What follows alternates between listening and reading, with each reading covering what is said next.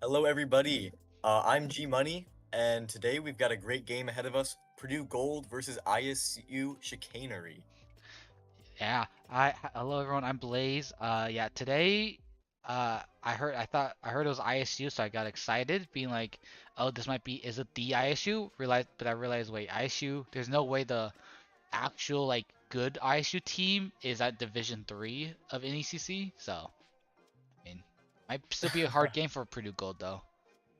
Absolutely. I had the fortune of doing the Purdue Gold game last time and seeing these players play in action against UTK, and it was quite a match. It was so fun to watch.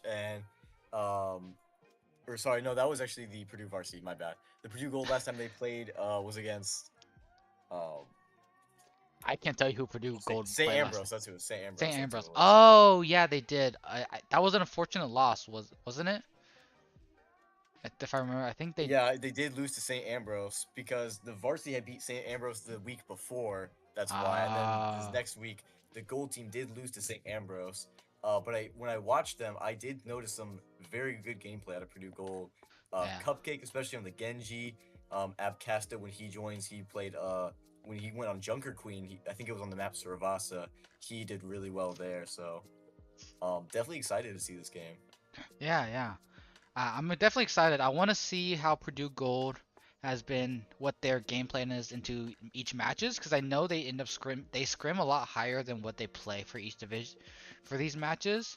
So I wonder how they would do in this, I guess, in today's match. But I know they haven't scrimmed too much, and this week they kind of got back into scrimming, especially after break. So I wonder how like the team dynamic and chemistry and like teamwork is still going on for them.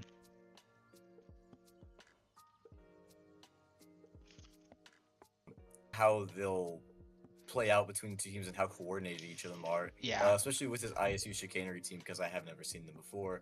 Um, kind of see how what kind of comps they play and working around Purdue Gold because Purdue Gold was able to play very fast paced sort of gameplay. So if ISU has done their homework, I kind of want to see what kind of heroes they choose and also kind of what bands they go Mhm. for as well.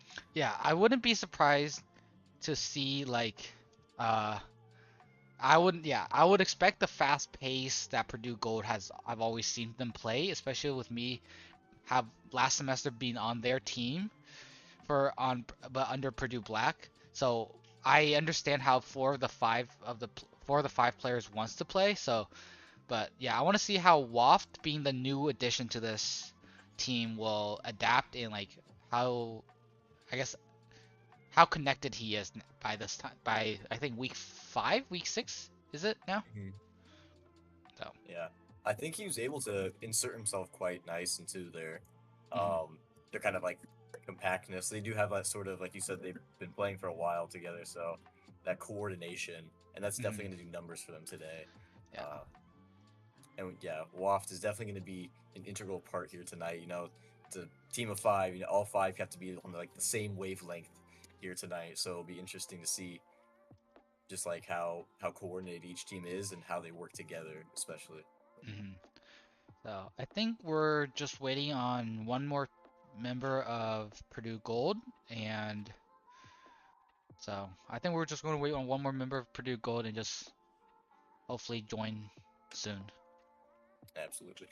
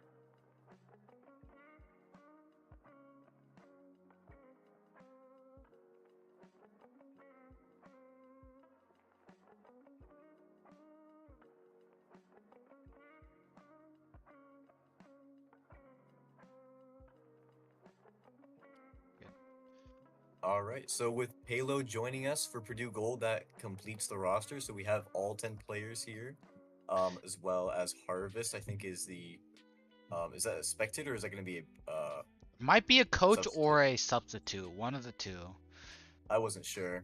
Yeah, it's yeah. I think it could be either one. I'm not sure, but yeah, I think payload finally in. So I think they're gonna in their I think NECC chat they're gonna pick their have their picks and bans or not picks and bans. I guess just the bans. So I will have to Map wait. pick, yeah. Looks Yeah. like we're probably going to go Ilios the first game. Great hmm control map. Probably interesting to see what kind of heroes they go for. I think yeah, Ilios is definitely a map J Joka 9 really enjoys. I've heard he's not of Ilios he's not as big of an Ilios fan, I mean a Li Zhang fan as the rest of the team is compared to Ilios. He really enjoys the Ilios. I'm not sure why. When maybe be because he enjoys playing that diva, but I know you can also play the diva on Li Zhang, so I'm not sure why he enjoys the Ilios more than Li Zhang, to be honest. Especially with like Ilios being a better map for like that explosiveness, a fast comp compared to Ilios, I think, in my opinion.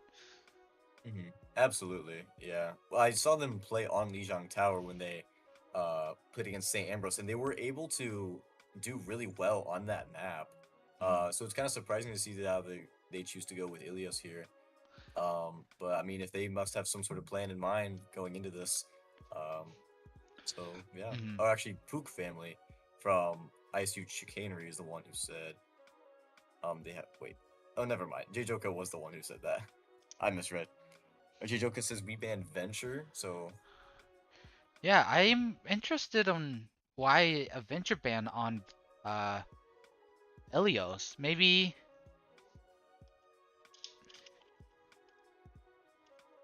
it's because they see their what's it called?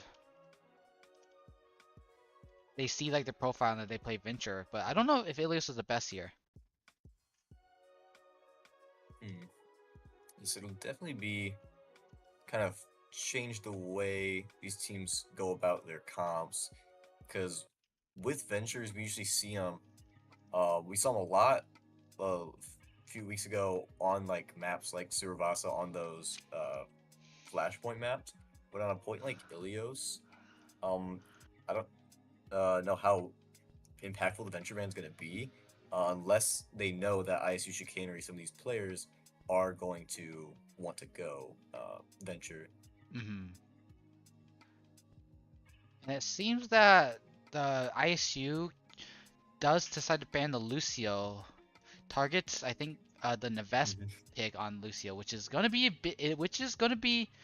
a big point for was a big point on Ilios for Neves, but I guess uh they're targeting him for this map. So I think Yeah. Neves might have to pull out the Wu Yang for this map.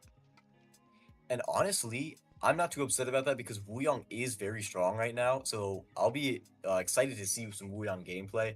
It sucks we won't see any of Lucio here on Ilios because Ilios is such a great map for Lucio, especially with those boops. I wanted to see a few environmental kills, but maybe we'll see some Wuyong come out of Nevis today, and that'd be actually hmm very exciting to see. Yeah. Oh, and we're heading into the game now. Arriving at Heading to field. Greece. Initiating match. All right, and then now these two teams have about 20 seconds to choose their heroes and sort of decide kind of what sort of comp they're going for and what sort of strategies they're going to go in with today. Now, they obviously have a lot of these already pre planned, they've practiced. These teams are very well coordinated. This is going to be a very high level match. This is going to be some great mechanical gameplay we're going to see. Ready for battle. All right, now that the heroes are out, Oh. eh, It seems that so we're we see. having J Joka 9 on the Tracer this game. I am that is something I would do expect J Joka 9 to be playing, as that J Joka 9 I think is the best Tracer on their team. However, I didn't expect him to pull this out on the Ilios map. I thought 5, maybe 4, J Joka might have been 3, picking the 2, deep 1. tanks for this map. Round 1. Yeah, we have Waft on the ball. J-Joka gets the TP out from the team and switches to the Tracer as expected. And they have a very fast-paced comp. We see Cupcake on the Genji like we expected. And then the Wuyang does come out from Nevis, which will be very fun to see. Waft coming in here with the ball gameplay. Pops his shields and sort of plays around the point. J-Joka getting some chip damage on the Kiriko, getting her low. Kook family does fall to Cupcake, but clean headshot. Cupcake chasing the enemy ball in the need. But Nini finding J-Joka with the grapple. Kook Yeah, family also being rezzed. Yeah, I'm surprised to see that. I mean, it is well. So the pharmacy is a good idea here, but Oh, what is that? My big one. ISU does just seem to turn this fight around in favor, even though Purdue Gold does have the lead so far. Ooh, a damage direct onto J-Joka, instantly killing him. But yeah. Queen here on the Pharah for ISU. That was some clean gameplay. Those direct hits on both payload and the other Purdue player there at the end. I didn't quite see who it was who fell. But yeah, those direct hits are actually doing a lot of damage. And the fire spray as well. Nani taking out payload early into this fight. Nevis also falling, gets both supports down for Purdue Gold here. Their DPS are only ones left.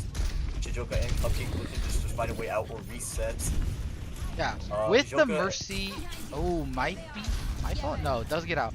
But with just the Mercy in pharmacy here, it's really hard for J-Joka and Waft to really be able to find a pick on this Kiri, especially when the Kiri has a easy target to just TP away from, and always be able to have safety. For sure.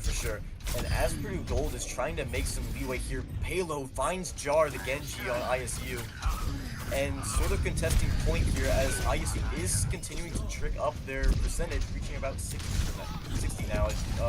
Purdue Gold wants to have a chance in this fight. They're going to need to sort of regroup. Oh, get to pick on the Queen. That's going to be very good for them. And finds Jar as well. Waft being exceptional on this ball gameplay. Hunting the Mercy as she retreats with the support of the Mercy. Does she get it? She does end up. Oh, but does fall too at the end. Yeah, we see the Tracer J-Joka swapping to the Cassidy here. Just knowing that, hey, playing the Tracer here, it's really hard to even try to find a certain target here. So let's just play Cass and just try to kill this Pharah and really pressure this Pharah, because you can't really do that as a Tracer. ISU coming into this fight with 4 ults. Pops Valkyrie and Barrage and the Blade. Finding 3, Nevis and J-Joka falling there to Nanid. Queen being rezzed too, that far Mercy is very powerful. And Waft falling as well, flipping the point back in favor of ISU as they come up around 75% here. Yeah, J-Joka did, Purdue Gold was able to kill the Pharah really fast after the barrage coming out from Queen. However, because the barrage was so close, the damage was so much that J-Joka fell instantly to the Blade. And Cupcake with the Blade, Young ult finds Jar in the Genji 1v fight. Nevis falling to the need. That early support pick could prove detrimental when Cupcake falls to the mines. It just probably didn't see one of the mines, it just ends up falling to it. Lead has been very good here on the ball gameplay. J-Joka trying to get the Deadeye off, but falls to Queen, proving just how powerful this Far Mercy is. Going into overtime, Waft and the Purdue team is trying to save time. Nevis and Cupcake are able to touch, but die in the process. Waft hanging on there, finding a health pack and sort of playing time. Playing the map, very good map knowledge. Just try to drag this out fight for so that the Purdue Gold is able to get back on fight. Does get the mines out in time, blocking part of the backside of the point. Big hack coming out onto the Genji here. Does find the kill, but doesn't get it traded out. J-Joka falling off the map. Ooh, that's really unfortunate because see what happened there. Yeah, I want to wonder what happened there too, because I think if J-Joka had stayed in, there might have been more lethal like potential of just being able to kill those targets, but does seem like they just do fall to it. By no means a runaway. That first round was very close, about 72-100, but ISU did take that first point here on Ilios, making it 0-1. I Yeah. kind of want to see now how these teams adapt, because adaptability is going to be key for both teams here tonight.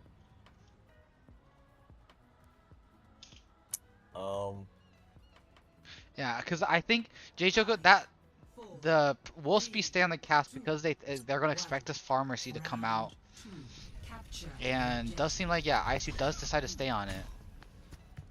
Absolutely. I mean, it worked last round. They might as well continue it with Queen and Increda here. Oh, we see a Mercy pocketing the cast here. Maybe just a little bit more damage onto the Pharah. Yeah, does make sense. If you can't beat them, join them. Absolutely. J-Joker finds a headshot, looking to get that Pharah to fall. Very evasive though, especially with the healing. Getting dove by the ball, Nanid. Nanid not giving up, looks to finds the pick on J-Joker. And Queen actually getting 3 here, a triple kill. Decimating the Purdue team here in this first fight on the point. Yeah, like that was a real J-Choco had multiple times when he almost killed Queen there, and just couldn't hit the final finishing blow. And props to Increda here for the pocket on the Queen has been on point, switching between the damage boost and then saving him last minute with the healing. Props to the Mercy there for ISU. Queen with a little bit of Pharah attack, getting that extra jump boost. Yeah, if I'm Purdue here, there's really no how.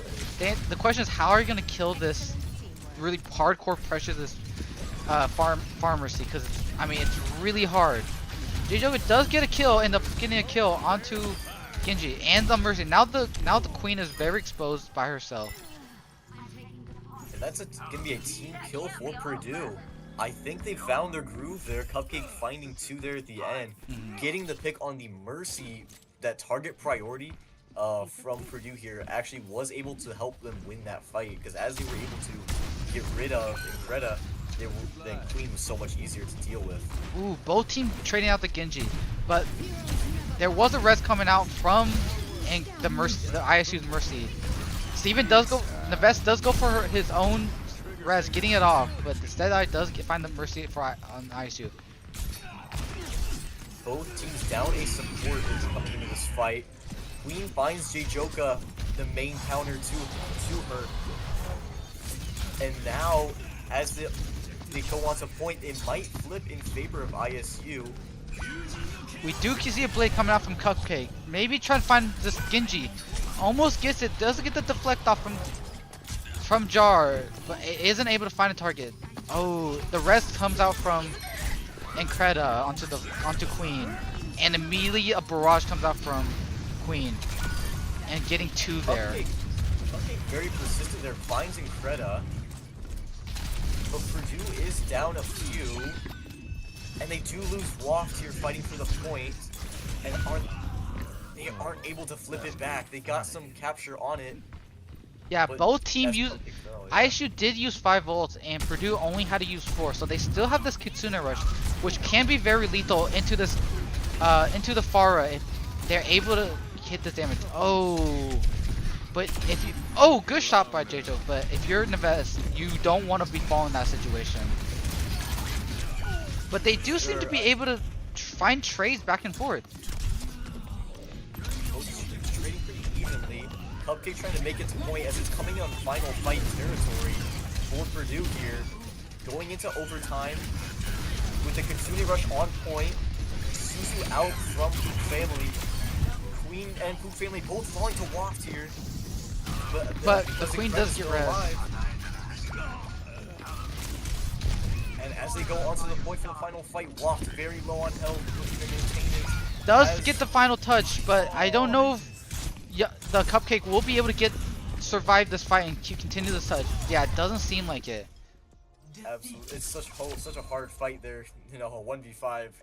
Props to Cupcake for trying to keep it alive there, but ultimately, ISU will take the second point and win Play of the game. Elios map. First control point here tonight in the game. Yeah, I like the I like the changes that Purdue Gold did make with the Mercy and Cassidy. However, it just seemed like even though they just couldn't get the finishing blow on the Queen on Pharah, especially with playing the corn, knowing to play the covers, and like this cast will does a lot of damage, but I have to play the cover. Hey, not let this cast get the finishing blow, or else the fight is over. But even if Right. like ISU does fall and get picked off, one person gets picked off, it does always seem like the Genji and Ball was always able to find some kind of trade that was meaningful for Purdue for them. So yeah, I want to And then, see how yeah, Purdue Gold responds to into this next map. we saw a lot out of both Mercies, Nevist and Increda. Um, basically just pocketing the DPS, Jojoka and Queen. And as one Mercy fell, that kind of, led to that snowball effect for both teams. Once Mm-hmm. Nevist fell, Jojoka falls, or when Creta falls, Queen falls shortly after. But Mm-hmm. when you do it in the reverse order and have that Mercy still alive, we saw many times, more times so than not, those Mercies were able to get the res off Yes. and sort of shift that team fight in Yeah. favor of. It definitely fell into that res, and like it was always like there was two battles going on. It was always the Cass and like the Mercy battles going on, and like the Mercy battle, and there was always also the Ball and Genji fight that was also going on. And then there could have been a third one with the two Kiris fighting each other, but that also could have been. So there might have been three separate fights in three different points that it just seemed like ISU did come up on top on majority of them and end up winning those points. hmm And yeah, with the teams kind of like sort of spaced out like this, it really comes down to winning those vital 1v1s. I know it's a very team oriented game, but when it comes down to those early picks in those 1v1s between the DPS or like even the Kirikos, that can really turn the tide of a battle, and especially on a point map like this where you're fighting around that centralized area, you getting an early pick like that and making it a 4v5 scenario is something that ISU Chicanery actually did very well, finding those early picks and then being able to sort of just snowball from there. Hmm. We do see a Hollywood map pick here for Purdue Gold, and then we also see Purdue Gold does ban the Zarya for this map.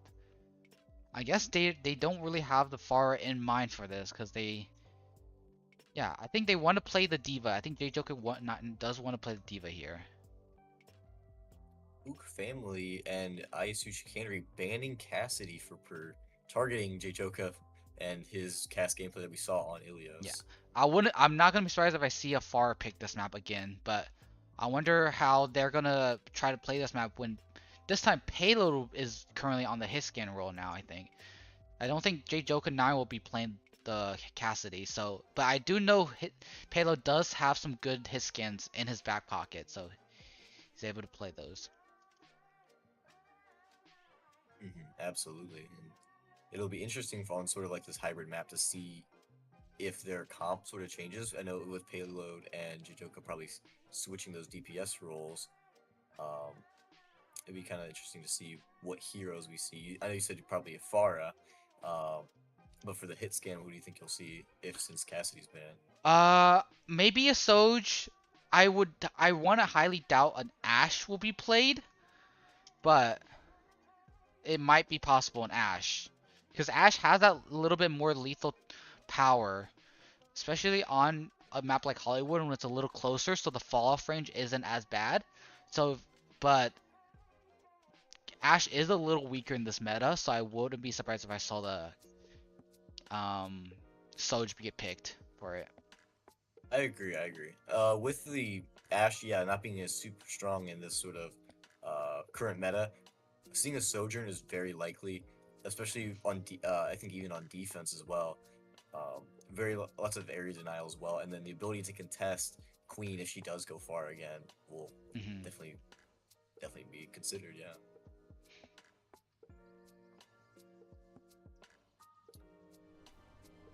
All right, and then So we have both teams now loaded up, and they're going to be selecting their characters. In about 20 seconds, we'll see kind of what comps they choose.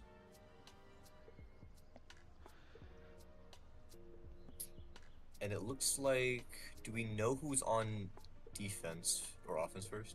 It will be Purdue Gold on defense first. Okay. Ready for battle. Yep, Alright, so okay. Purdue here on gold. We do see the Ash getting picked, so yeah, I will Interesting. expect. I do think they are expecting the Pharah to be picked here, but Payload I do know is able to hit those shots on that Ash, as long as if Payload's able to hit a really solid headshot on the Pharah, which I would fully expect him to be able to. I do expect him to put a lot of pressure on Queen and just hopefully always marking that Pharah. If not, Queen will just have another rain like she did on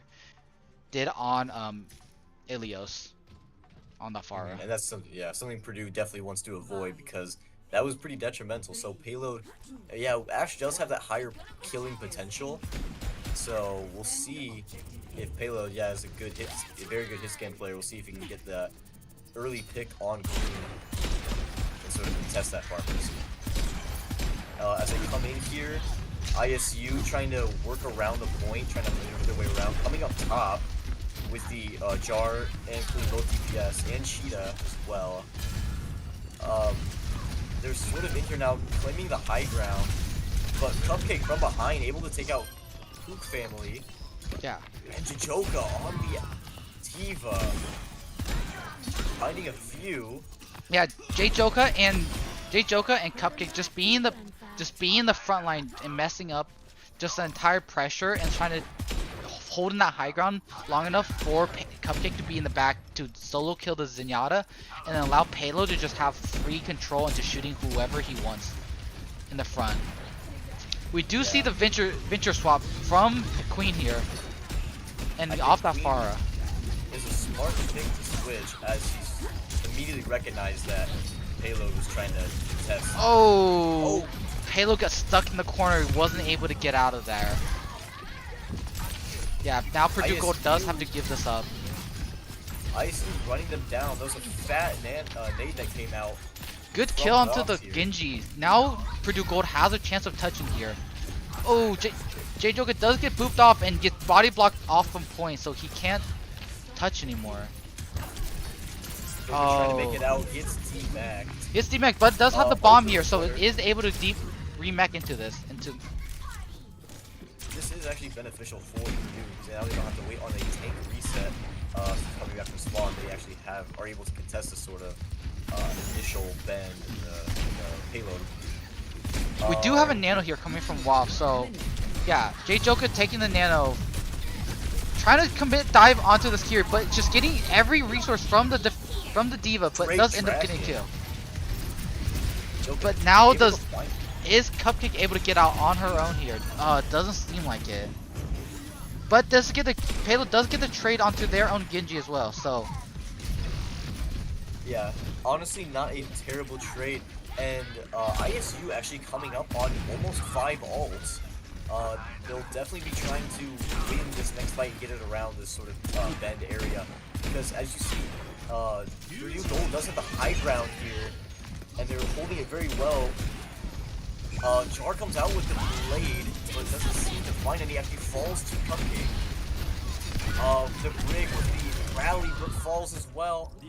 Leaving Payload undefended, and Cheetah coming in to sweep things up. The rally coming out from the Vest really did save Waft and himself from that Genji blade, but does end up falling shortly after to the Venture after that rally has started to expire from the Venture.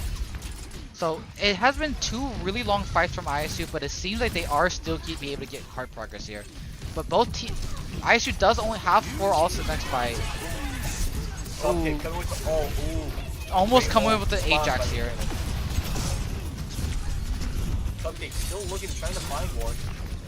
Great mechanics. Almost killing the Genji there. Actually almost trading, taking one with him. Joka coming with the Diva Bomb. He's able to remech. Payload finds Greta. Oh, good Jar. Good peel from Neves to keep Waft alive and get that kill on that Genji. or else I think Waft would have been dead there. Oh my god, that blast pushed Waft back up onto bridge somehow and keeping him alive. Oh no, there's Ring Around Rosie onto the J Joker there. Joker finding the sight line once again for the supports and getting healed back to full. But Jar winning the Genji 1v1. Maybe has some help from Kreda there. Sort of a... Oh, the nano comes out from J Joker. Target priority going straight for the Kiriko. Kiriko able to survive that and make it out.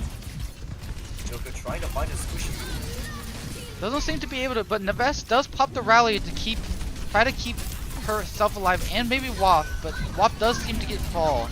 Yeah. Cheetah and Jar punishing Waft. Waft tried getting a sleepwalk up there.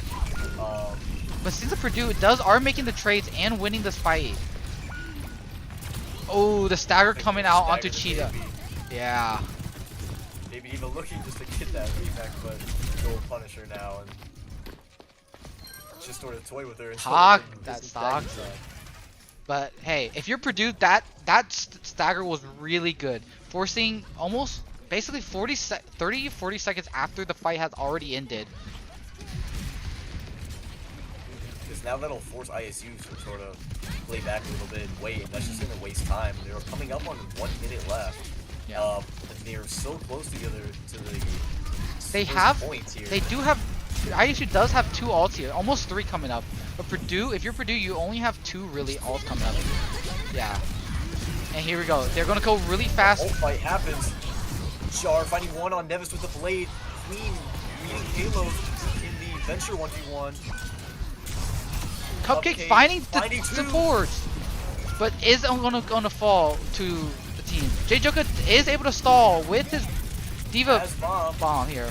Almost can knocks Cheetah out of the mech, but Cheetah also has bomb.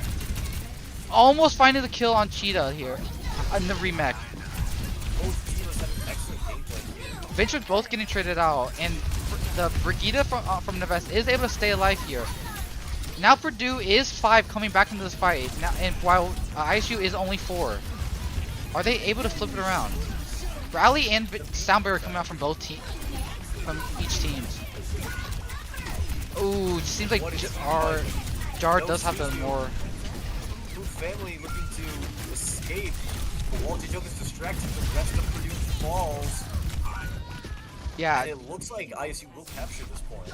Jar just was able to find 2 in the back lines, even after the rally was being popped.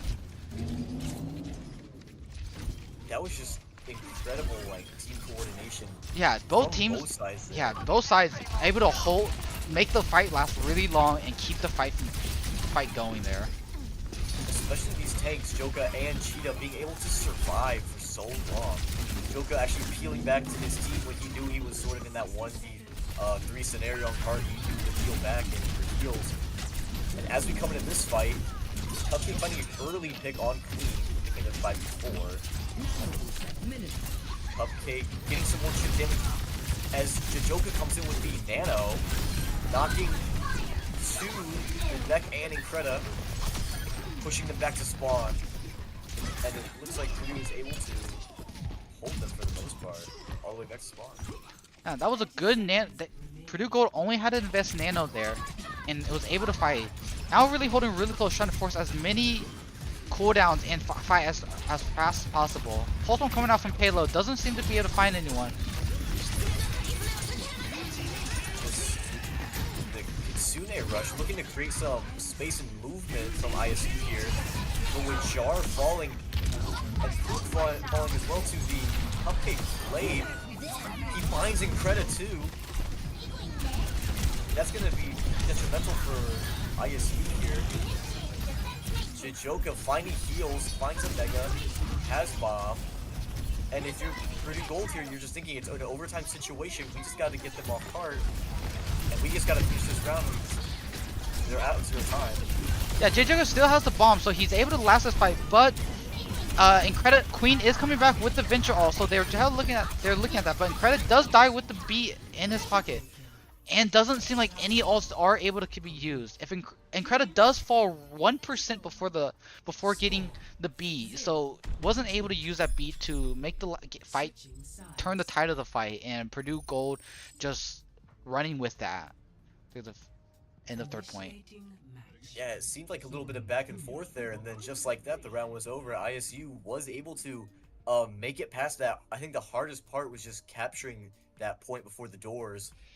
When we were able to do that, but then from Purdue Gold, we saw some great team coordination, like we saw with the Jijoka peels and the great healing from Waft in the Vest. Yeah, Waft in the Vest and was easily carrying and allowing J Joker and Cupcake from just living in the front. Like Neves having to keep Waft alive, keeping the Genji and Diva off of Waft, while Waft just is able to just have as much time as he needs to heal J Joker and Cupcake in the front lines. Yeah, that peel handling from Neves on that Brig allows Waft to build those nanos really fast, and get those nanos onto J Joker, who is so lethal on that Diva to get. We do see a pause from Purdue Gold. We do have a tech pause here, so we will have to. One of the players. Now, maybe one of the players have some kind of issues. Please stand by with us. In the meantime, whoever's in chat, thank you all so much for joining us. Hope you guys are enjoying as much as we are right now. This has been a very intense game so far. Mm-hmm.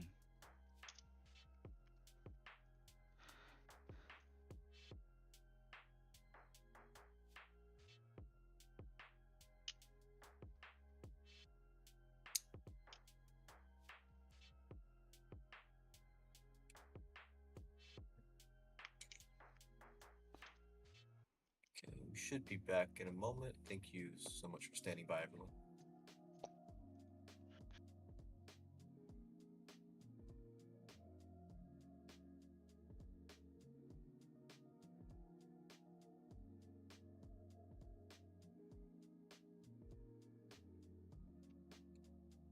Okay, we should be back.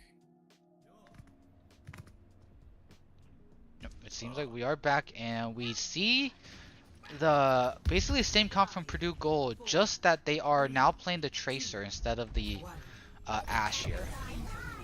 We saw Payload use it a little bit there at the end. And here on offense, I do like the Payload on Tracer rather than the Ashe, for that more offensive comp. Contesting high ground, pushing ISU off of top, we see Payload putting in that work. Jar falling to Jijoka. And good dives from Jijoka, getting some damage and then healing back. Queen finds Waft though. Queen able to tear up his backline, but Payload says, I'll get the revenge there. It looks like they are gonna cap this first point with ease. That was really well played by Purdue Gold from being able to force ISU off that first high ground and just having that control of the high ground, allowing the backline of Purdue Gold to finally be able to walk up and heal and throw nades and like basically put more additional pressure on the front line, while ISU had to basically keep backpedaling, try to survive as much as they can. Now again, they're trying to take Purdue Gold is trying to play this high ground, take this first step of this Hollywood from this away from ISU, but ISU is holding really strong here. Ooh, and I take that right back. Good tracking from the Joker there. Pulse unfortunately missing on a sleeping Venture, but Purdue is able to still keep the fight from turning here. Sort of a J3 pulse bomb there, but honestly, from Payload, those pulse bombs are quite hard to hit. I know I certainly couldn't hit them. I will agree. Oh, a blade coming early from Cupcake. Was it really necessary? I don't know if it was really necessary here. Honestly, I mean, as you know, a Genji blade, you're not looking to get your sort of 5k play of the game, but getting just a pick in general will allow them sort of time in a I 5v4 scenario. I ISU will can say look that ahead of because them. of that, Cupcake and Increda are off synced in their blade and beat. So every time Cupcake will have a free blade because Increda likely would not have beat for it. That's great analysis actually, because yeah, Incredible now has beat, but by the time he uses it, Cupcake will have already gotten all his back. And, yeah, that sort of disconnection between those ult alignments. Yeah. That was actually that ended up being a good fight for Purdue, investing 0 ults here, and only while ISU does pop. Oh, yo, Nano rally here. Actually, I take that all back. They do decide to use. I wonder what the call is here for why they decided to pop both support ults here. Honestly, I'm not too sure because Incredible did have the beat there and was able to just pretty much soften the blow from everything. Yeah. And push Purdue Gold back here. Yeah. Now Purdue was gonna come in this fight with both support ults and even up with ISU, but now ISU does have an advantage with all ults here. But Incredible does not have the beat, and Cupcake is 60% to her own beat here. And now ISU cashing in some of that ult economy jar on the blade. Doesn't find any, but Poop able to get Nevis. And Queen with the Venture ult finding both Walked and Cupcake. Oh wait, C9 Oh, from with the back cap! Oh my god, the C9 is incredible from Payload! No way, I Insane. didn't even see that! I didn't realize until You Jar under turned everyone's around for nose. it. Oh my god. That's actually... You know what? I think Purdue Gold calculated that. That was definitely calculated from Purdue Gold there. Huge stick onto the... Oh, but the Suzu does come out, cleansing that. Very powerful cooldown Yeah. there. Now this blade is coming out for free from Cupcake without Incredi's beat here. Is able to just win the fight, and now because from that, they're able to just keep pushing Cart and basically finish a point.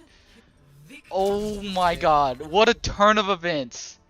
Insane finish from Purdue Gold. They're able to win the hybrid map Hollywood here and making the score 1-1 now, tying it to ISU. What a game. Payload. The hero really at the Yeah, very end. because Back happy to have more. I was about to say, I thought based off the alt economy, it seemed like ISU was on the back foot. Was in control of the fight with their alt economies and how their next alt rotations were coming out. But because Halo was able to get that back cap, Purdue Gold was able to respawn right in front of ISU and basically taking the fight right immediately after the previous fight had just ended. So ISU was just trying to run and try to stabilize themselves, but Purdue Gold, because of that back cap, just put their foot on the gas pedal and just kept going with it. Incredible. For sure. I think ISU had no idea it was coming either, obviously, and kind of took them by surprise. They definitely looked like they had the momentum. The momentum there was definitely present from ISU with the ult economy and getting 2 picks with the Venture ult, and it looked like they had won the team fight. But as soon as Cupcake was able to, or not Cupcake, sorry, as soon as Payload was able to capture the point and bring all his teammates to spawn closer up, Purdue Gold was just able to completely reverse that momentum and in favor of them. Very, very smart gameplay from Purdue Gold there. Yeah. To win that fight. The Payload being the hero of that map. Payload pushing the payload. Yeah, Payload pushing the payload. Wait. Incredible. Oh, it's beautiful. ISU, props to them though. They were able to put up a very good fight. It looked like they looks like they had a lot of that. Like I said, the momentum is just there at the very end, kind of slipped through their fingers. But it makes for an interesting game. It's all tied up 1-1 here now. Okay,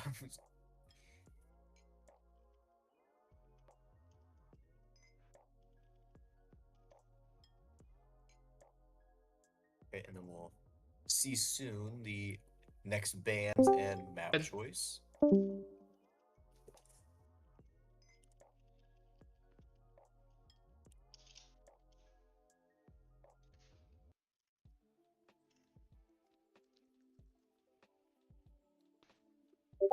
Okay.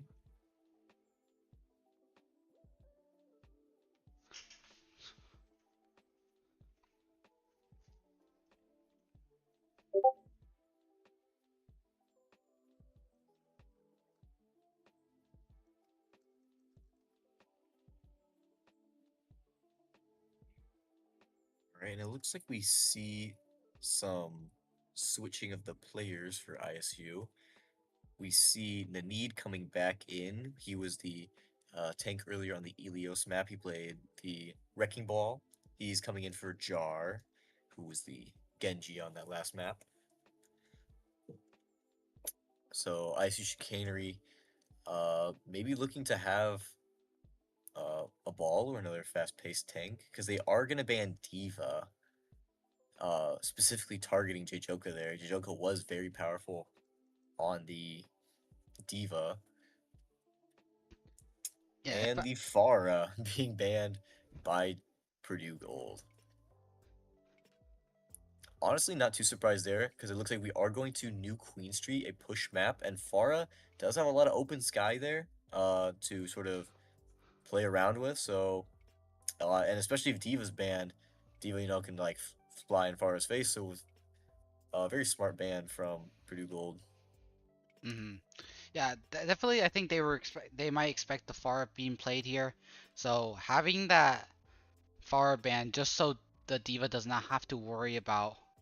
So like Purdue Gold doesn't have to worry about, hey, I gotta keep looking around for this Pharah, or this Pharah won't have too much pressure on us.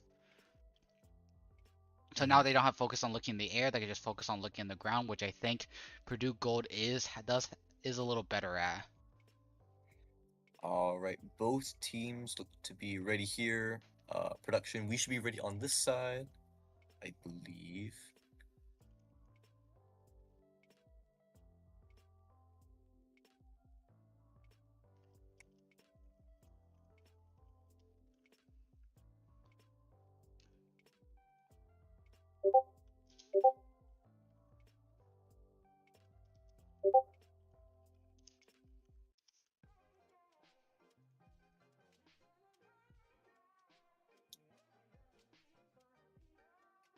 All right, and then going into our third map, we're going to Canada, New Queen Street, one of the push maps in the pool for this competition, and be interesting to see how these teams adapt, because with Diva and Pharah ban, both teams are going to have to make new decisions as to their team comps.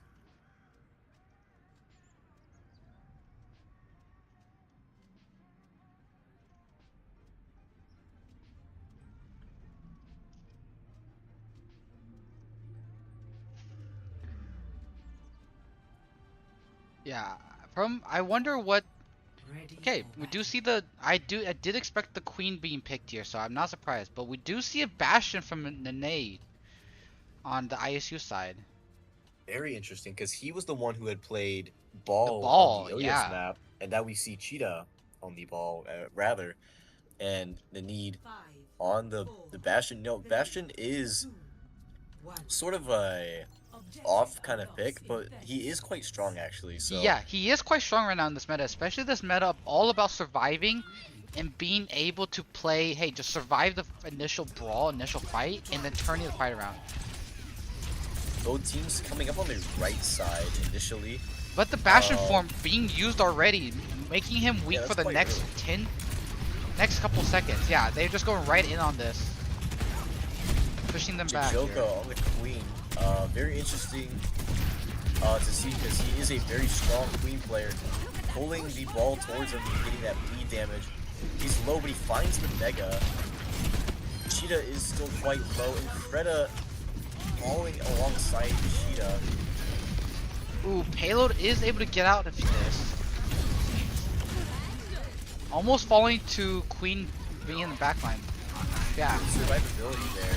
Yeah, this is all about the Queen. Like, Queen is so good into this Bastion because you're able to just bleed and get the wounded stacks onto the Bastion and just heal through Bastion's turret farm. Yeah, and we quickly see a cast switch from the need. that's good adaptability from ISU because with the Bastion, its large hitbox, that Queen is just going to be completely countering. So going to the Cassidy, very smart. That's the early decision. The Carnage comes out from J-Joka, but it looks like it was cleansed by Pook family. But Jacob still being able to live in this with this wounded stacks, is able to get this commanding shout back, is able to fight through this. Lost getting a good heals on J-Joka, keeping him standing. Yeah. And creating amazing space for Purdue. Purdue already passed the forward spawn and pushing on 85 meters already. Still with 8 minutes left on gameplay on push. We see the swap to the Zarya trying to counter the Junker Queen. But does it really matter if Junker Q is already on your guys' backline, running everyone down? Does it really matter to swap to Zarya here? Yeah, and the Venture ult using any use, but doesn't seem to find any. While Purdue still has the blade and the sound barrier here for the next fight. Blade coming out really early, right in front of, holding in front of the high ground. Feet being used from the vest. Oh, try to keep Cupcake alive. Dead eye. Kiriko TP's away. J-Joka does have the rampage here, so I wouldn't be surprised if I see him using it. No, okay, he won't use it. There's no way he uses it here, right? But he's known for it. He's known for it. If I know J-Joka, I know he thought about using it, and his team told him to not use it. But if I was him, I might have used it just to get that wound, just to get those bleed stacks off. They might have lost that team fight, but after pushing it 125 meters, knocking on ISU's doorstep, yeah, ISU's gonna need to. ISU has no ult to J-Joka's rampage here, so all J-Joka needs to do is wait for the Suzu to be used before he can rampage. Oh, decides to solo rampage with Lucio here. Does find it. Yeah. Secures a kill on Increda. Ishida has no bubbles. Pook family getting meleeed by J-Joka. Just to the face from Junker. Ooh, stagger onto Queen just by a few seconds. So that few seconds can allow Purdue Gold to get that 4 spawn again and maybe just finish this map right here. But yeah, because ISU still doesn't have any ult, but Purdue Gold doesn't have any ult either. Big pull by J-Joka getting the kill on the bench. How do you find that? Another knife onto the Cassidy! What is happening? J-Joka's having a game of his life right now. Another knife! Oh my god. J-Joka's nasty right now. What is happening? J-Joka's hitting every single dagger. Finally missing another one. But does it really matter when you kill the Kiri before she can even think about using Suzu? Gets traded out. Oh! The Cassidy falls in middle. Queen able to find payload here, but Queen is able to keep this alive here. And with the Kiri, is able to just live through. Blade coming out from Cupcake. I don't know if she can find anything here. No, it doesn't seem like it.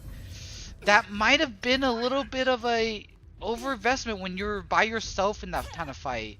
Now going to this next fight, you don't have Blade. Now Purdue is still left. Now back to the only with the rampage. Oh, payload falling already here. That might have been a little bit of a aggressive play from from Purdue Gold, thinking that because they felt confident in the beginning, but now they lost that. They do find the Tracer kill early, so they are able to come back in this fight before the Tracer gets back, I think. Young already falling low. Cupcake already falling low to this Venture and does get do they get this Venture kill here? They do get it traded out. J-Joka with that rampage when he times it. The grab comes out and finds payload. ISU Chicanery trying just to maintain ownership of this bot here. But J-Joka's really trying to kill this. Trying to find the Zarya kill here. Does end up finding it. Gets a 2 tap cap onto the queen here. Onto I think queen. that's a team kill. Yeah. Purdue, they got a little greedy there at the end with that nano blade, but now they're back and they've been kind of on the forefront of this match. ISU has 3 alts. Yeah, if you're Purdue Gold, you might only want to try to fight this with maybe try not invest your beat in this fight and try to build as many ults as you can. Whoa! Oh my! J Joka Hey, just Joker. what is this game sense? I've never seen this from J Joka before. That was very good knowledge of where the tracer was and was going to recall right back to. Beat being used from Beat and Venture all being used from Google, but Navest does invest his own beat to try to survive through this Venture all. Also, the Key Rush being used here. Yeah, it just seems like Purdue Gold does come up on this though. That might be another team kill. Yeah, now Purdue Gold does have both DPS ults, while the Purdue ISU doesn't have any here. And ISU contest. They do seem to contest, but with these ults differences, ISU is just staggering in. The target priority from this Purdue team is so strong, and it looks like that's wraps. Purdue Gold wins the push map New Queen Street, now making it 2-1 in the series. Yeah, that was very well played by J Joka, I'd say. Commanding the fight, staying in the fight, finding valuable daggers and kills, and perfect target prioritization, and just being able to get good kills here. The clean gameplay from J Joka, the mechanics, the blade, the jagged blade, just like the overall aim sense of J Joka, outstanding there on that entire game, really. You can see why J Joka is known for his queen. For sure, That was actually almost 100-0 game. If Cupcake did not try to invest that blade, they could have continued the fight before ISU had gotten a little bit of progress, because I think they could have won, but because Cupcake had used her blade, then the fight after ISU had the advantage and just won that next fight. But still, a very dominant win by Purdue Gold though. If I was Purdue Gold, if I was on Purdue Gold, I would have been a little bit upset that I couldn't get that 100-0, but either way, I still feel good for that really dominant win. For sure. Like, Cupcake, honestly, can't blame him for trying to go in with that blade there at the end. You're feeling so good. You're like, there's no way we can lose this with this big lead. So like, maybe let's try it a little bit. Let's limit test. But quickly learning her lesson of why you don't do that. Yeah, a little bit greedy there, but honestly, ISU Chicanery though, I think the biggest issue there was just they weren't moving as one unit. They seemed to sort of be disconnected, just running out of spawn most of the time. I know it was more so to touch and prevent Purdue Gold from getting more ground with the push bot, but I mean they were sort of disconnected. Going around the flank, J Joka was able to find a pick or two, and coming around behind. Yeah, if you're ISU, that game just wasn't able to get a good fight, especially because they had to switch from the ball to the Zarya, and then the Bastion to the Tracer, into the Cassidy, and then the Cassidy into the Tracer. So there was never a really good ult fight for ISU there. It was just a bunch of like reacting, a lot of just trying to save whatever they can salvage, and Purdue just taking advantage of that. And I think that biggest thing, like you said, that ISU Chicanery just couldn't come up with was that sort of dedicated alt fight where they could sort of get that momentum and that advantage going. They were kind of on the response, on the back foot the entire time, just sort of playing off of what Purdue Gold was doing to them instead of being able to make something of their own and get advantage of the bot and control the gameplay. All right, and it looks like for the 4th map, we're going to Junkertown. And Pook Family and ICU are going to ban Genji. Directly targeting Cupcake. Yeah, yeah.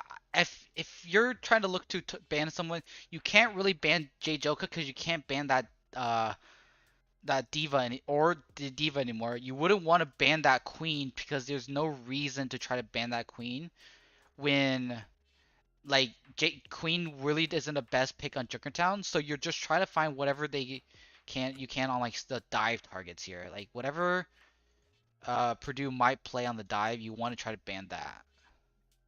Mm-hmm. And okay.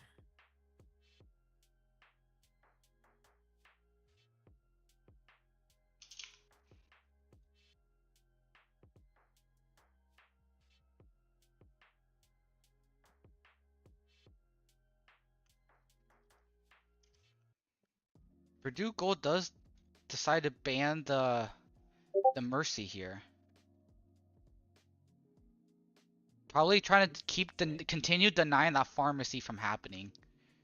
Yeah. Which rightfully Mhm. so. That was a problem and it's still going. Now, because Farah was banned earlier, they can't ban Farah again.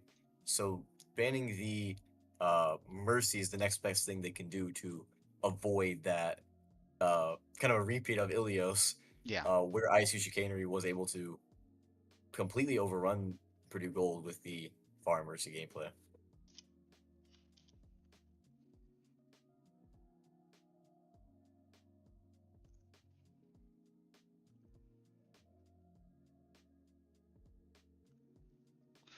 This is series point for Purdue Gold here, so Mm-hmm. So ISU really can't afford to make any mistakes here. They need to be locked in, move as a unit, and just sort of uh, instead of going on the defensive most of the time against Purdue Gold, they want to be making their own plays sort of on the mhm. offensive. And I think, do we know who's offense and defense? Yeah, so Purdue will be on the defense first while ISU does decide to play the offense here. So All right. I wonder if they're because they picked Junkertown, will we see the Widow, like will we see a more of a his scan focused fights this time around. I want to as a his scan player Honestly, myself, I want to see more of this. with Ooh, the need on the Widow yeah, we and see the Nini Cupcake on the on Widow, the but we see Hanzo. Cupcake on the Hanzo. I'm very excited. Being used to playing with Cupcake, you don't really get to see Cupcake play the Hanzo much because when I played, bans weren't a thing, so we never saw Cupcake playing Hanzo. But because Genji getting banned on this map, and it's a Junkertown map, Hanzo is a perfect map for this, especially to marking that Widow with Sonic arrows. I'm excited. I've always wanted to see the Cupcakes Hanzo here, For sure, and especially I think because if I get Junkertown is disappointed, she will be getting flamed by me later in call. she will hear about it, absolutely. With the Sonic Arrow, they're able to scout out kind of the enemy team picks already. The Widow's spotted. Cupcake trying to find a pick here early. The Venture, though, going to dive. Try to dislodge the Hanzo from that spot he is in. Widow trying to find a sneaky headshot here. Yeah, J-Joka is trying to be on the off angle, try to create as much space and pressure into the backline as much as possible. Cupcake finding the kill on the knee there. Great Hanzo work from him, or her being able to find a Widow there. And the Venture constantly trying to dislodge Cupcake, but Cupcake able to just calmly retreat. And with the J-Joka support is from low on the mech J-Joka, here. yeah. J-Joka's losing some health, but he is peeling to protect his team, which honestly... Oh! Wait, that's a Hanzo moment right there. Wasn't even aiming at the Widow and gets a headshot and a body shot with the Storm Arrow. You know, if you're young, I know she's gonna say, hey, that was totally meant. But I know for a fact that was not meant, and I would not be convinced of it. But, yeah, because of that kill and the kill onto the Venture, Purdue Gold still is holding this lead right now. Yeah, J-Joka being such a Menace in this front line, creating so much distance. Ooh. And he's surviving and able to find Halo. Halo being on the Ashe is gonna remove a lot of the long-range advantage they have. Cupcake comes in with the dragons. A lot of ults getting popped through with the nano. Queen does get the nano. He does find a kill on the Cupcake here. Diva Bomb getting used by J-Joka. Will they be able to touch after remaking? Does seem like it. The nano, the two supports supporting each other and surviving in the back. The Wu Yang wasn't able to Tidal Blast, wasn't able to find a knockdown on someone, and Purdue just doesn't seem to be able to get a kill in that fight. Queen, with her drill dash, she's been actually very good at controlling her both her E and her shift here. Yeah, Finding heroes once again. without J-Joka being in that front on that Diva, pressuring that Widow from taking certain off angles and taking that pressure, it's really hard for the hit scans and the Hanzo and the Ashe to find a kill or an angle onto this Widow. So you're really hoping on your J-Joka to finding this Widow. Does get traded out. The Wu Yang, however, does fall, so it's not. I don't think it's necessarily a better trade here. ISU still has the lead here. It's still able to push payload. They're playing up on the high ground here. The Venture does have ult. Oh, Bob being misplaced by payload, but okay, payload does find a kill. Yeah, middle misplace of the Bob there. But I think it was because Halo might have been about to die and just sort of ulted to Ooh, that was close. sort of get it out there before he fell. With the Sonic Arrow, he can see that Widow trying to cheekily get a peek off on him. Joka on the high ground trying to find someone, but most ISU's backed up now. Payload. Hearing the Widow. Widow sees the Avenger, has to back up because there's no way you're gonna run into that. Yeah, especially not on Ashe, you know. Not really that brawling kind of character with the up close and personal. Dragon being thrown in, splitting the backline from the Sigma, and then the rest of Purdue is able to find the Sigma here. This Ana is completely alone, except for the Widow all the way over there. J-Joka really wanted to go for that Ana, but the Widow was holding an off angle. Joka knows better. He gets slept. And he's gonna get almost does get out, but it's going back in because he does have the self-destruct, so he's able to remake if needed. Yep, oh, but Queen does find the backline. Oh, good shots. A little bit more able to move forward. Stumbles on the Widow, and gets the pick. Sigma using his ability to fucking all that damage. J-Joka is here trying to kill the Brig, but we'll just try to live as long as can. Doesn't seem to be able to get the Mega. Now has to use self-destruct when he probably didn't want to. Playing around the Mega, very smart. Boop family in trouble here. In trouble here. Oh, the Brig rally does come and save it. Very good from Increda there. Waft and Nevis both falling. Trying to find a sneaky headshot on that Brig who just ulted.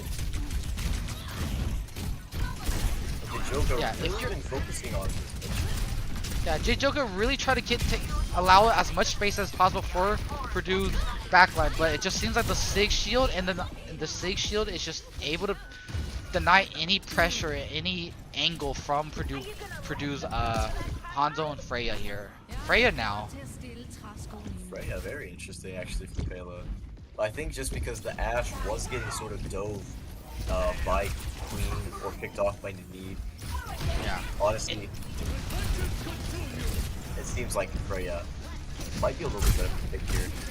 If I also was talking about picks, yeah. if I was payload, I would definitely prefer to see a Widow try to just counter the Widow with the Hanzo, because you do have the advantage with the Hanzo that you always basically have sight on this Widow. that I would much rather play the Widow instead of the Freya or Ashe.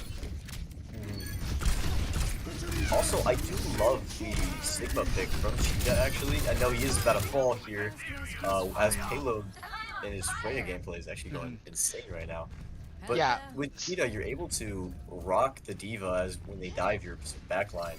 That is true. You're able to rock that Diva and with your shield still deny an angle from Purdue Gold, especially with that Hanzo and that Freya now. But Absolutely. And now ISU looking up at the high ground, trying to dislodge the Joka from there. Payload getting some shots off. but is alone down here, and alone with the Sig. Will he be able to get out of this?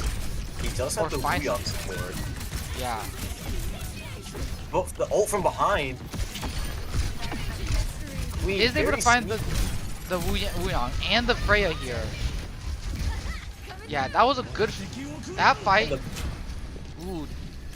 Well, the biggest thing is that they have cards. Cupcake and Joka are stuck on this high ground, not really anywhere to go. And ISU's gonna keep pushing this cart. They're running out of time, they'll go to overtime. And this is sort of final fight scenario. The Nano Brig coming out. Now it's just Joka in this fight. Is able to find the both of support, but isn't able to touch point here. Oh. Yeah, Joka with the Kiri trying to find as many kills on the backline, but ISU was able to just also trade backlines, but able to get that cart push. Initiating match. Yeah, Joka wasn't able to kill the Brig because of that nano and the shield, so it was really hard for Joka to get the kill and get out and be back and contesting the cart. So, yeah, if I was, he just kind of got distracted there really because he he was able to eventually kill the Brig once he got to his rockets back, but at that point there's 3 people on cart and ISU was just able to push it all the way to the end. So honestly, from Joka, I mean, there's not really much you can do there. It seemed like the fight was sort of disconnected with Cupcake and Joka being on that high ground. There's really nothing left to contest the actual cart itself, but playing that objective is, that's the most vital part of the entire map. Yeah, here we do see the Widow coming out from Payload, which is what I wanted to see earlier in the defense. Ooh, this is a cheeky spot from Queen. How do you find a spot like this? Is this technically considered a bug / exploit? Don't know, but we won't worry about it. That's for NECC to talk about, or I guess NECC to figure out on their own. Stop the payload. We do see a switch. Oh, It's the pick on Waft. What a angle in the lead. ooh, hack coming onto Sombra. Queen, but doesn't seem to be able to get the kill there. Halo does decide to play the Tracer instead and try to pressure this. Oh, almost getting the one clip, but the Need does end up getting the shot off and the spray into Payload. I like how Cupcake was able to adapt. He recognized that the Hanzo might not be the best just because of the things like the Sig Shield and the Widow contest.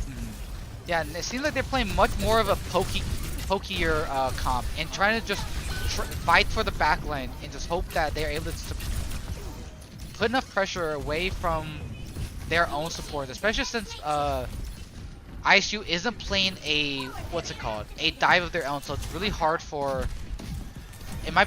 Purdue might have an easier time trading backlines here with their much better dive comp here.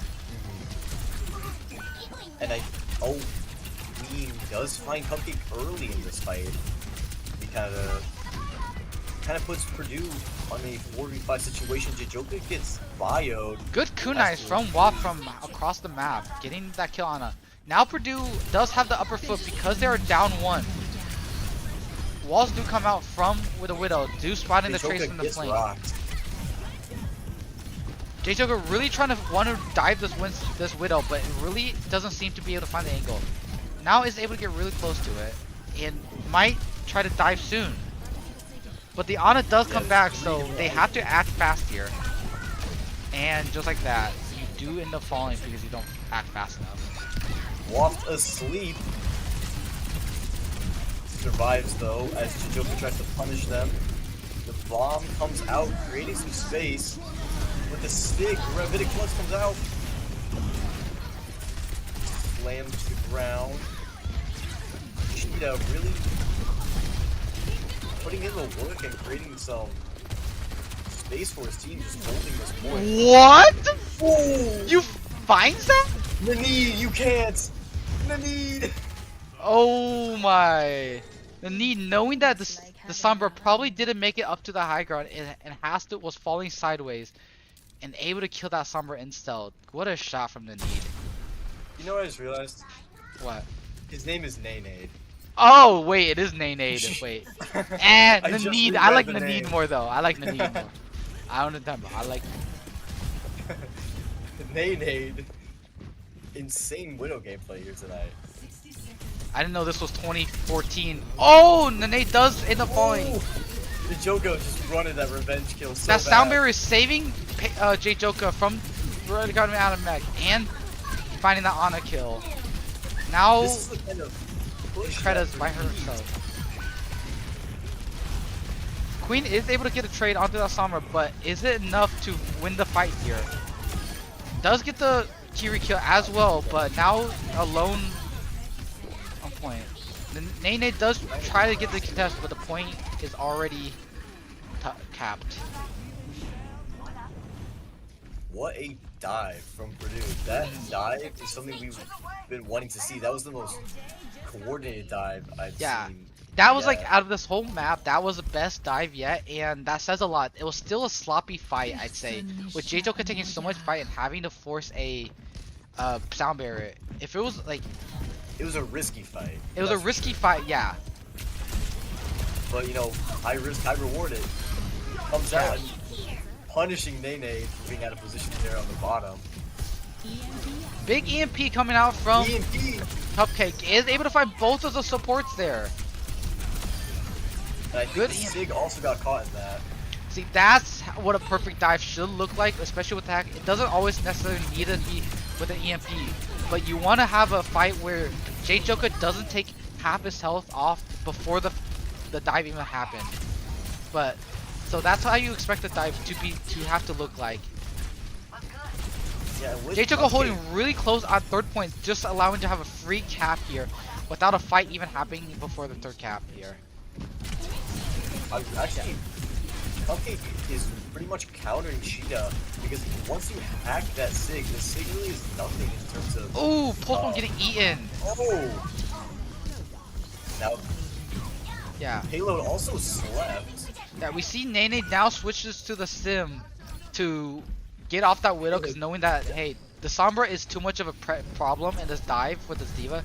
It's too hard for me to survive and find a pick. Now, Jijoka does have Bomb here, so he can play a little bit more aggressive. We'll hopefully have the remake. He's going to contest the high ground. He does see the nade coming out, so he wants to go look for a dive and try to force him off this high. Kind of Bomb forces coming Bomb. out to force us to keep that out. Sig gets hacked, but he also gets a nano. Does have the Good nano sick from flux Fluke. here.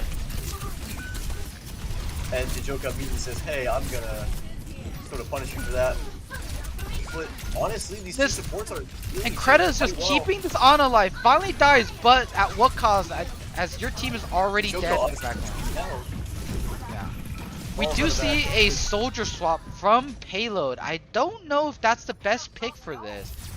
I don't know if the soldier is able to get much done here.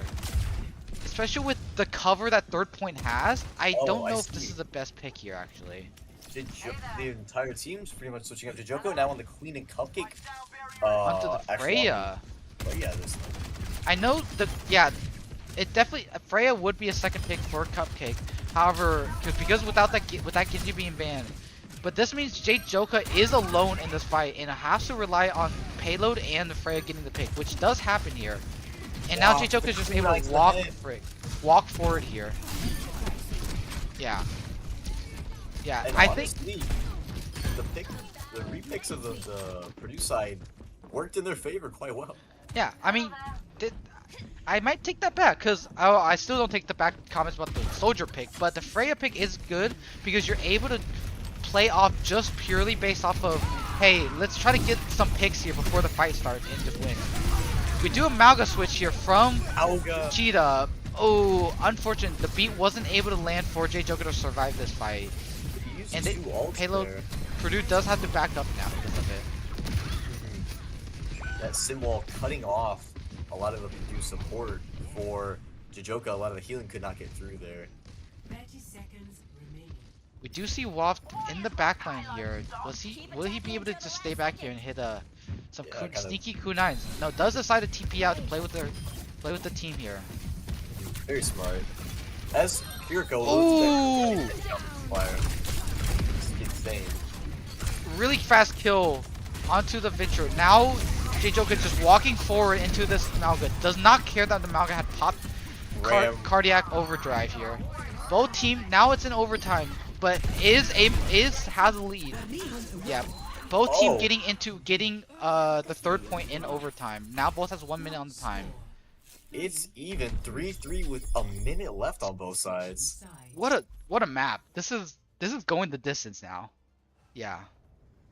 I mean, for Purdue, I mean, this would be match point if they win it. So they're giving it their all, and ISU though it's not over for them. They're trying to hold on here, and they're doing quite well. Mhm. So this map is really neck and neck. It could go either way, actually. Now I wonder what each team are going to pick after each team has adapted and swapped comps middle of the previous round. I wonder what kind of picks they're going to start off with. We see a ball from Cheetah and the Widow, but we see the Junker Queen. We see the Junker Queen on defense here.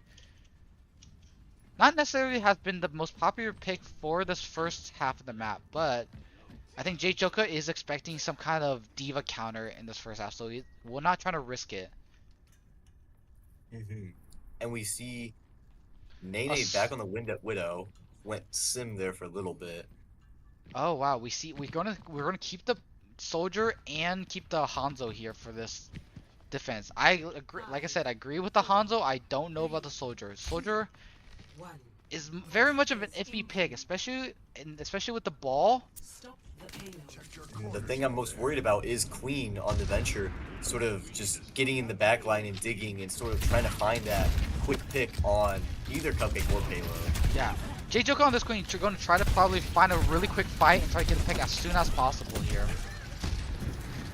Absolutely, and ball very low, tries to find the Mega but can't. Payload denying it with the Helix Rocket. 30 seconds. Venture hopping onto Payload. Payload, the player. Oh, almost getting killed. trying to get Nene past. almost get killed, but finds the kill on the Hanzo. Now Payload back is in the alone fight. fighting this ball by himself in the backline. This is not a good corner for Purdue Gold to be when they're fighting a Venture here. We do see the Sombra pick from Cupcake now. Yeah, with the need to get or Nene, sorry, getting a pick early kind of sort of cancels out whatever Purdue's defensive plans were. Payload falls to Queen, which is what I was worried about. But And they they're gonna Purdue contest just it. C9s. Oh, no one on the first point. Interesting. I wonder what happened there. Maybe a miscommunication. Maybe someone thought they were they forgot to point or something. But like I said, Wall low, I but would there's want a to lot of see- teammates here. I would want to see a Widow pick from Payload to counter this Widow.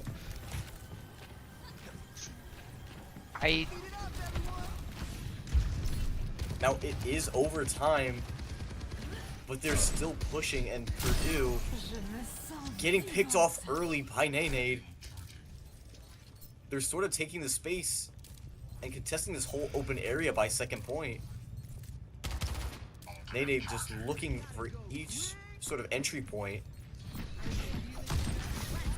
They come up from the right side Joka uses shout early and has ult.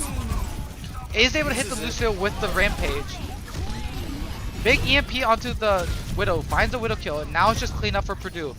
Let's try to kill this ball as fast as possible and not let him stall like a ball would usually do. Does end up getting the stop in overtime, but ISU does get 1 3/4 of the point, so it's still gonna be a hard attack for Purdue Gold here. ISU actually did make the most out of that 1 minute, being able to cap first point pretty much uncontested, and then getting a lot of distance before just ultimately getting, multiple ults to the face at the very end. But at that point, pushing it all the way as far as they did is very good for, especially just for 1 minute. Yeah. Ready for battle. And ISU back on the Malga Cheetah and Nanate on the Bastion. They probably they're gonna probably hold really close. They're anticipating the Junker Queen pick, and they want to take a early brawl as fast as possible to delay. Even if they lose this fight, they want to hold this front part as long as possible so they can drag out this 1 minute timer to go into overtime, and they just have a final fight either before the first point gets capped or even before they get to the bridge here. So that's my expectation. Similar how you would play Brawl in Havana in that early bit. But they don't decide to play hold close. They decide to hold back for some reason. They're up on the high like you would normally be with just sort of like. But with a Bastion and Malga, which is kind of concerning because Malga you want to hold spaces in front, and you're just giving that up. Because Malga's half his util is the charging in part. Oh, and we see a Soj pick right into the Malga, so it's actually good. This is what I like to see. Oh, walking forward into a melting payload. Bastion, which is kind of concerning. Payload getting a few arrows on these kind of congested areas, and we see payload swap to the Reaper to take advantage of the large hitbox that Cheetah has on the Malga. Some trades come out here. Both supports fall for Purdue. But the Bastion, Joka able to find a few with the knife. Yeah, now swapping off of that Malga, off of that Sojourn, and just playing that Reaper to be up and close with that Malga, and just try to play with the Joka to just do as much damage in the front line. We do see the Bastion swap to the Cassidy here. Let's just hope Purdue does not C9 here, especially since they are in overtime now. And this overtime clock will tick down really fast. Ooh, early bullet shot from Cupcake, doesn't find anyone and does end up falling. That really proved detrimental as ISU really just jumps right on the point. But this Reaper, that's kind of his thing. He wants to be all over your face, and he's gonna tear down Nene, looking to get the Malga as well. Almost has Death Blossom. Oh, but falls to Queen. Ooh. And that's Queen, it. Yeah. Good map. Very brawly at the end. ISU understanding that we are able to just fight really close to this, and with these ults, we're able to win this front, and just go take that early fight and try to make another fight before that cap. It just ended up coming up on top there. Finding that early pick on that Freya was a winning factor there, making them fight a 4v5 brawl, which is usually it's basically favorable. But now we're into map 5, so this is for all the marbles, really. I mean, yeah, I think it's it's Flashpoint, right? Yeah, I think Flashpoint is the last map here. So I think that you have to choose between Suravasa, Atlas, and Junk City, I believe. Yeah, I'm not sure what but I think that's right. I know Servasa and Atlas are in the map pool.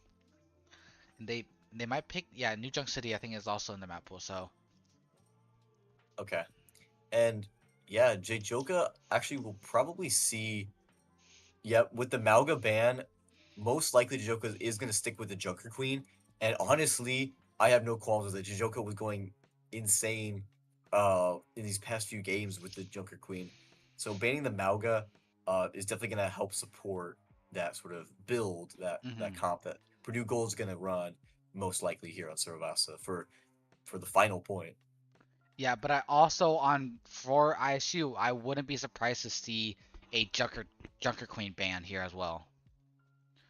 Especially since Hmm. that Junker Queen ban is still open. So if that does come out, I do wonder what J Joker 9 will play. Maybe the Hazard. That's yeah, definitely a possibility actually with the Hazard. ISU making a sub, Nene coming out, and we do have Jar coming back in. Ooh, so we will see that Genji back in the play probably here. We'll probably see that mirror matchup between Cupcake and Jar. We'll probably see Lucio's on both sides from Increda and Nevist. Yeah, and I think we're gonna probably see and we're gonna probably keep with that Kira as well. The only The Curie difference, has been very powerful. I will expect the Venture being picked from Queen, but I wonder what payload will play for this map. Maybe the Venture, maybe the Reaper. I wouldn't be surprised. I would expect either one of those two.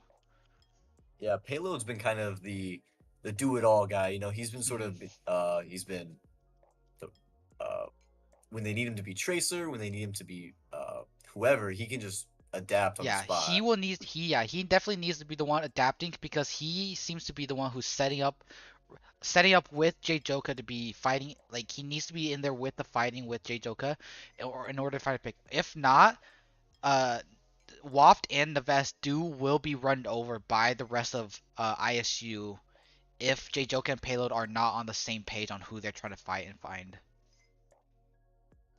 Absolutely. They got to be locked in. They got to be on that same page. And they probably do have these coordinated dives. I can imagine their comms right now are probably going to be uh, filled with lots of fast-paced call outs about who to dive and who to prioritize in Hmm. their targeting.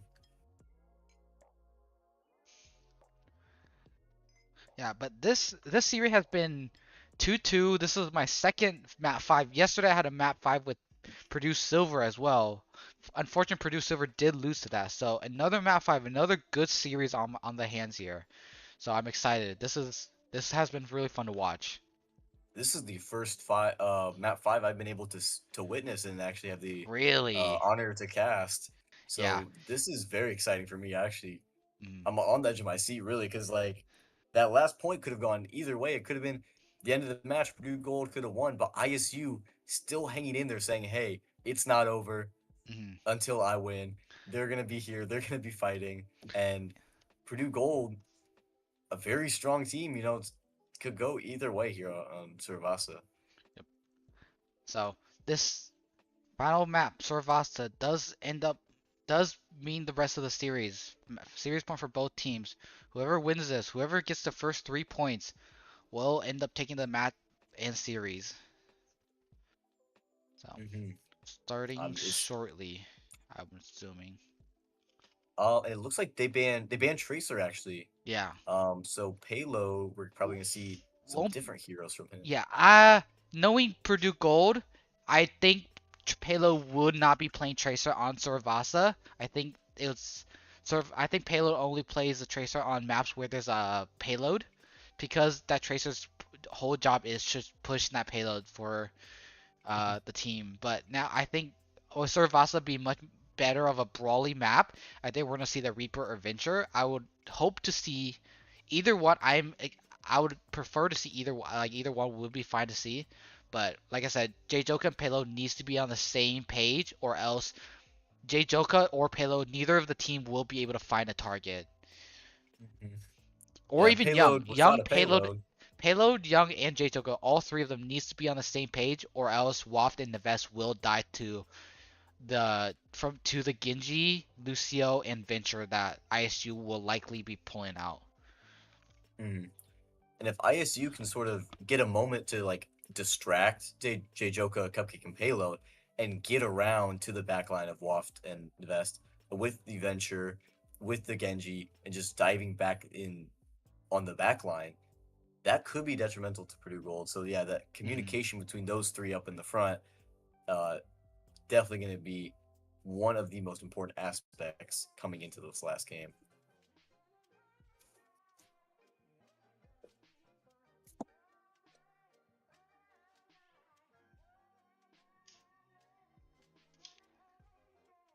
Oh, we had a quick bio break, so we are just waiting Interesting. for that to happen. Once that's over, once they're back, we should be able to start. So, quick break.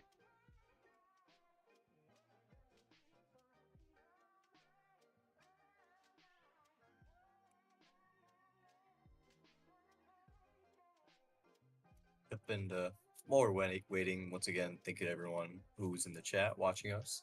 Appreciate the support. Appreciate you guys coming out, seeing the all the way to the fifth map of Purdue Gold versus ISU Chicanery. Hmm This has been I feel like a I'm watching a very scrim crazy right now because match. it's how intense, like how back and forth it's really been going. Mm-hmm. Oh, We do we're getting seem in to there going now. in now.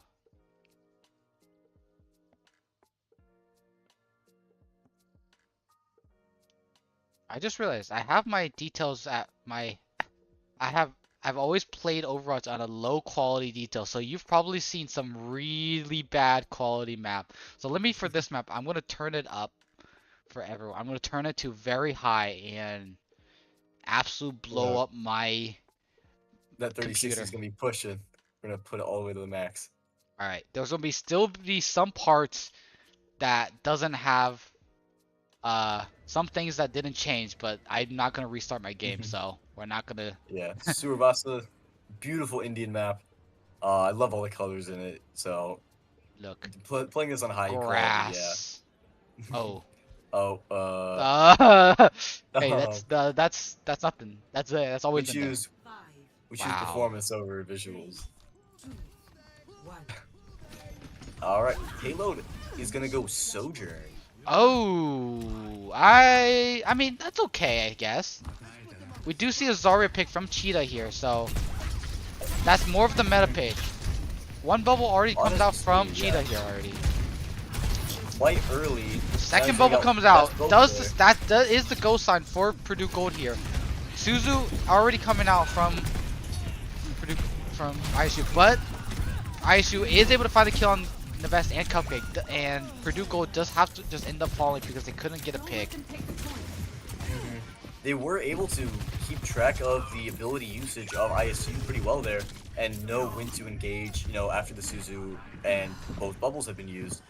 But without that early pick, ISU was able to, turtle down and basically just deflect the attack from Purdue Yeah, Gold there. with ISU's comp, they are looking to play this. They are looking to just make this like this initial engage from Purdue Gold as long as possible and try not to die. Because if they're able to make this fight last long, they are actually in the upper hand after the initial dive. Coming around the side here, looking just to get in the back line. Good Two bubble bubbles from both Cheetah. using from Cheetah, but is one here and end up falling here. Does fall. The Lucio Increda surviving. About half health. Might fall here. Cupcake does find the kill on the jar and wins the Genji trade. They're trying to get this Purdue is exit able pick to here. play. They know Kiri's in the flank somewhere, and wants to try to get this kill, but Joka does not care for the Kiri. Navest does end up Finds finding the the Kiri, family. and now that's a good big stagger for Purdue Gold. Joka wants to keep fighting and fight this queen, fight the Zarya in the spawn. Decides to run away after the Kiri does start TPN. Ults from Suzu both coming out teams with are the- coming in. Rush coming from both teams. Blade coming out from Cupcake here, and the beat in response. But with the Kiri Nice rush, you're kill. able to slash through the beat here, even on a tank. Whittling it him seems down. like ISU did end up winning the trade here. Oh, Cupcake might be Cupcake. staggered here. Unless she's Cupcake able to all get alone. out. ISU is at 90%, so They might have to touch. Maybe Cupcake surviving. doesn't get the This guy- touch Oh! here. Truly unfortunate. Dies trying to dash on there, and the first point is going to ISU here. Jar also getting a pick on Nevis. I mean, he'll be back as the Lucio pretty quickly. But as they move to the second point, ISU is already claiming space on the point. Halo does have overclock here as the blue team moves onto the high ground. But Jar does have the blade here when Neves doesn't have the blade. We do see Jar all does these coming out. become one here. Yeah, Pushing Purdue it back. was able to survive through that blade because Jar got so low it had to force it back. And is able to just kill everyone in the back line because they did also ISU did not have that beat to survive with. However, ISU still has the Zarya, the grab, and the tectonic shock from the Venture. So if anyone, ISU is in the upper hand, will probably likely has an advantage in this fight, while Purdue has to take this fight slow and try to draw out the fight and build as many ults as possible. Tectonic shot coming out from Queen early to try to force these guys, find a pick. Doesn't seem like it, but Jar does get a kill, but gets traded out. Queen does find the kill on the Kiri, and yeah. Joker looking to reset. That was a good fight for ISU, just only using Venture ult and still having a grab for this next fight. And Purdue Gold still doesn't have anything for this grab, so this is basically two free fights for Cheetah, unless either Cupcake is able to get a grab grab deflect, or is able to, Purdue Gold is somehow able to survive through it. Yeah, we talk about the disalignment between the ults. Really, what you need is Nevis with the beat to sort of counteract like an ability like that. But Purdue Gold is still going forward with this, is able to get a trade early. Everyone's dead, oh my god. But Purdue Gold still seems to be in the lead. It's a 2v1.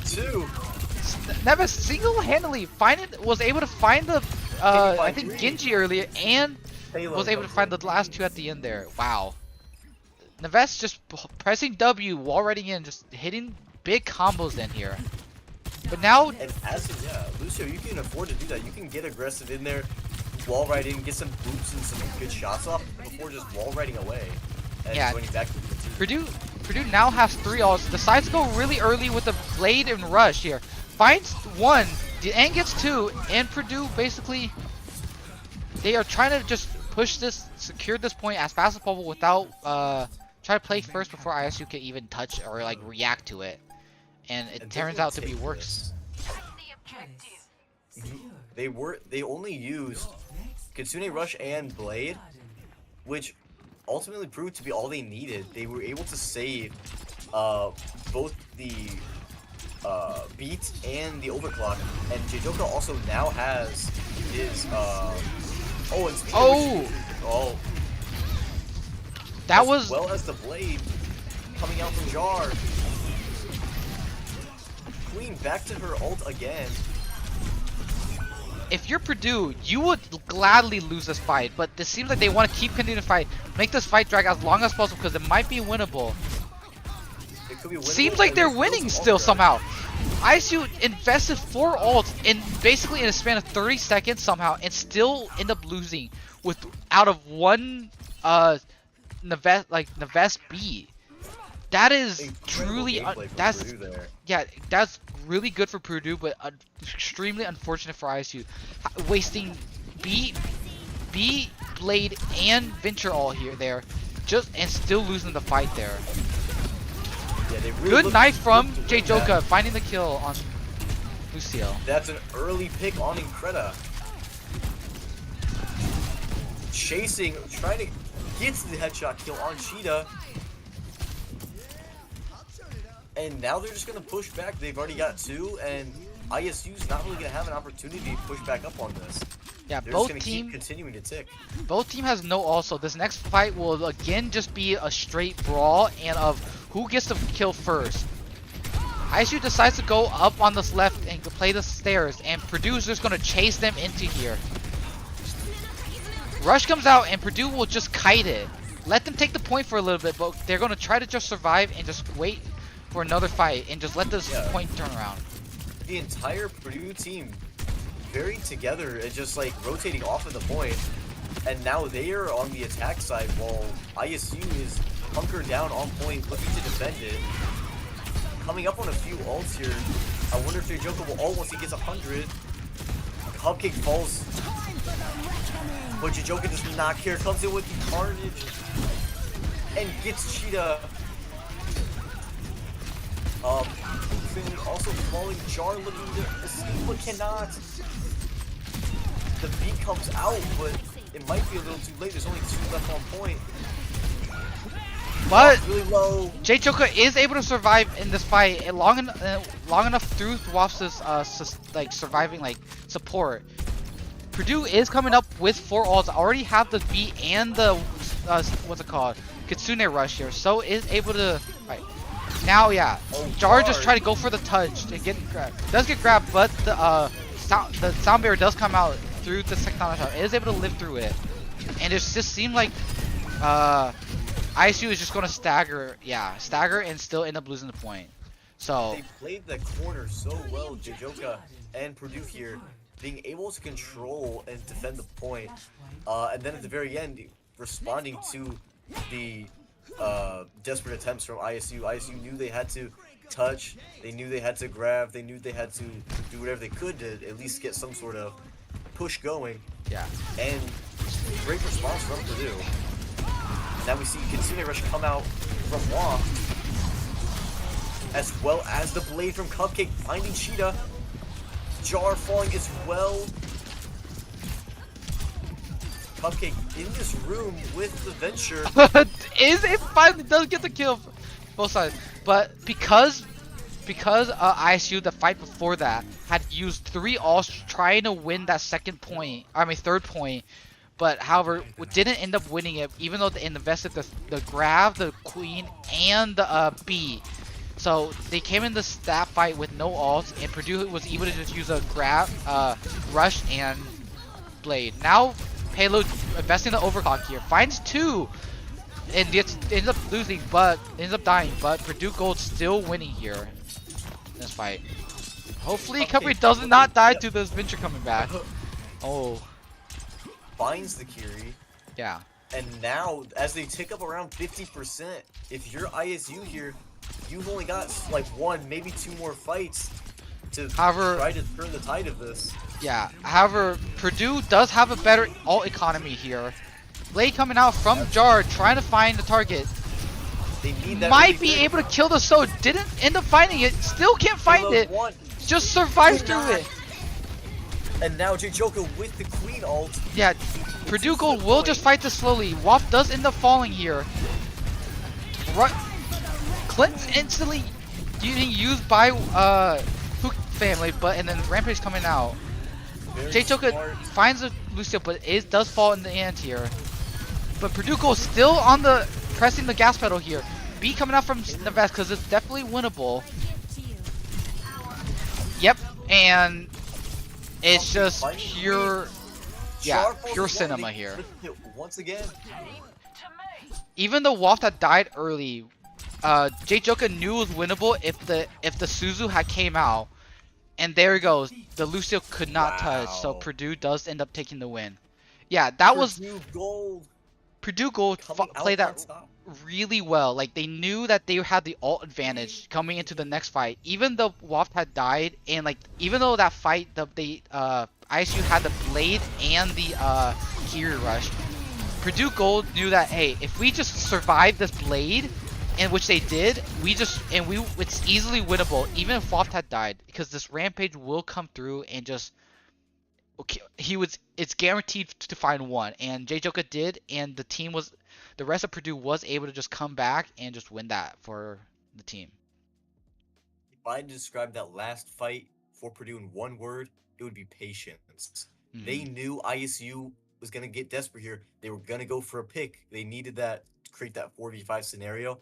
And when they saw Jar come out with the blade looking to get the Sojourn there, got it very low, but Purdue Gold able just to peel back, support their team, and play together and shut that down. And Mm-hmm. then just slowly playing back. They even let ISU flip the point after they Kitsune rushed in, did all this stuff just to flip the point.